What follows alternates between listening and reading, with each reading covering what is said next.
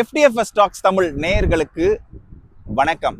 இன்னைக்கு நம்ம பார்க்க போறது Berlin and the lady with an ermine திரைப்படத்துடைய மூவி ரிவ்யூ தான். என்னடா படம் டைட்டிலே பயங்கர லெங்க்தா போதே அப்படின்னு நீங்க நினைக்கலாம். படம் டைட்டில் மட்டும் லெங்க்த் கிடையாது, இந்த எபிசோட்ஸ் எல்லாமே ரொம்பவே ஒரு லெங்க்தியான ஒரு எபிசோட்ஸ் தான்.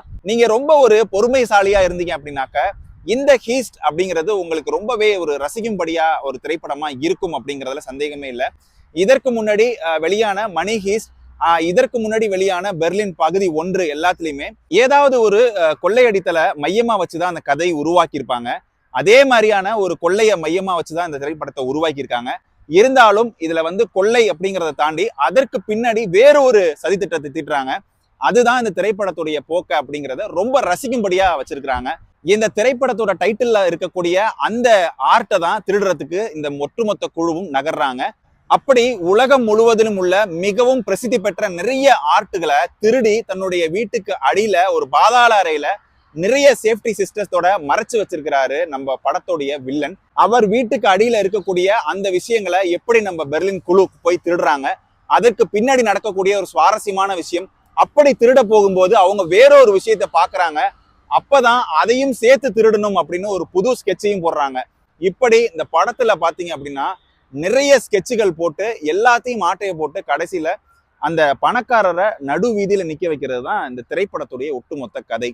சரி, இந்த எபிசோட்ஸ் எல்லாமே பாத்தீங்க அப்படின்னாக்க ரொம்பவே ஒரு லெங்க்தியான ஒரு எபிசோட்ஸா இருந்தாலும் நிறைய பேர் கேட்கக்கூடிய விஷயம் என்னன்னா, மணி ஹீஸ்ட்ல வரக்கூடிய நம்ம ப்ரொஃபசர் இந்த பெர்லின் திரைப்படத்துல வந்திருக்கா அப்படின்னு. எஸ், வந்திருக்கிறாரு. அவரு ஒரு கெஸ்ட் ரோல்ல தான் வந்திருக்கிறாரு. அதுவும் கடைசி எபிசோட்ல தான் ப்ரொஃபசர் தரிசனம் அப்படிங்கிறது நமக்கு கிடைக்குது. உண்மையிலேயே அவரை பார்த்தோன்னே உடம்பு ஃபுல்லா ஒரு பயங்கர ஒரு எனர்ஜி கிடைச்ச மாதிரி தான் இருந்துச்சு. அது வரைக்கும் படம் முழுவதும் ரொம்ப ஒரு மாதிரி டிராகியா இருந்தாலும் கூட உங்களுக்கு இந்த ஹீஸ்ட் ஜானர்ல திரைப்படங்கள் பார்க்க பிடிக்கும் அப்படின்னா இந்த வெப்சீரிஸ் உங்களுக்கு ரொம்பவே இன்ட்ரெஸ்டிங்கா இருக்கும் அப்படிங்கிறதுல சந்தேகமே இல்லை. எனக்கு இந்த திரைப்படத்துல ரொம்ப பிடிச்ச விஷயம் என்ன அப்படின்னாக்க, ஒவ்வொரு முறை ஹீஸ்டுக்கு போகும்போதும் புது புது திட்டங்களோட தான் போவாங்க. அப்படி இந்த திரைப்படத்திலையும் நிறைய சதித்திட்டங்களோட போனாலும் கூட அவங்க திருட போனது என்னவோ ஆர்ட் தான், ஆனா மறுமுனையில வேற ஒரு இதுக்கு ஸ்கெட்ச் போடுற அந்த ஆஸ்பெக்ட் அப்படிங்கிறது இந்த திரைப்படத்தை ரொம்பவே ஒரு சுவாரஸ்யமா நகர்த்தி இருக்கு அப்படின்னு சொல்லலாம். சரி மக்களே, இன்னைக்கு உங்களுக்கு Berlin and the lady with an ermine திரைப்படத்துடைய மூவி ரிவ்யூ பிடிச்சிருக்கும் நான் நம்புறேன். மீண்டும் வேறொரு நிகழ்ச்சியில சந்திப்போம். அதுவரை உங்களிடமிருந்து விடைபெறுவது நான் உங்கள் அபராஜித்தன்.